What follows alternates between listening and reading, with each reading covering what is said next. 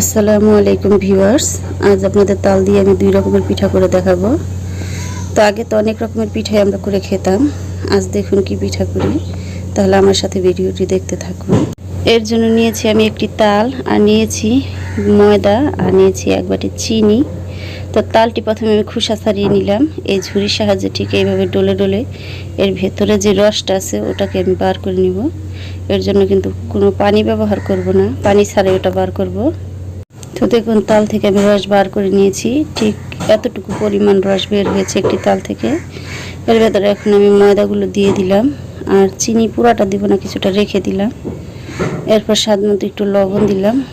লবণ দিয়ে হাতের সাহায্যে এটাকে মেখে নিলাম। এটাকে ছেনে একদম একটা ডো করে নেব। তো দেখুন আমি ডোটি বানাচ্ছি।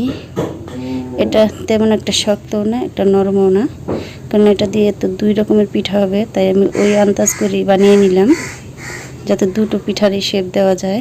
পিঠাটি বানানোর জন্য আমি একটি রুটির মতন বল করে নিলাম। এই যে রুটিটা বেলে নিতেছি।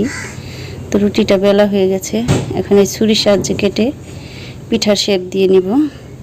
এটা করতে কিন্তু খুব কষ্ট হয়েছে আমার, কেননা আমি প্রথম করেছি, আর কখনো করিনি এটা। তো এই যে এইভাবে বটে নিলাম। এটা যে কী পিঠা আমি তাও কোনো নাম জানি না, তবে আমি একবার দেখেছিলাম এরকম পিঠা বানানো হয়, তাই আমি বানিয়েছি। জানি না কেমন হয়েছে। এই যে আমার পিঠাগুলো দেখেন। এবার চুলায় গরম তেলে পিঠাগুলো ভেজে নিচ্ছি। এক এক করে সব পিঠাগুলো দিয়ে দিলাম।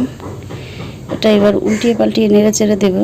এটা কিন্তু নাড়তে কোনো অসুবিধা হয় না, কেননা ময়দা ফুলে একদম হালকা হয়ে গেছে। দেখুন ভাজা হয়ে গেছে। এবার এটাকে নামিয়ে নিলাম। এবার বাকি যে খামিরটা রয়েছে সেটাকে দিয়ে অন্য আরেকটি পিঠা তৈরি করব।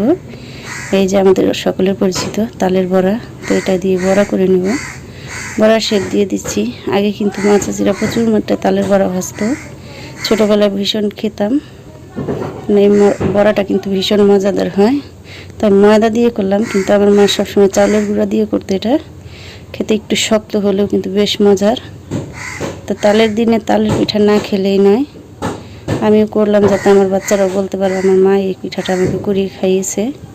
তো সবাই এটা করবেন, বাচ্চাদেরকে পরিচয় দিবেন পিঠার। কথা বলতে বলতে আমার পিঠাগুলো কিন্তু ভাজা শেষ হয়ে গেল, নামিয়ে নিলাম। এই দেখুন আমার দুই রকমের পিঠা বানানো হয়ে গেছে।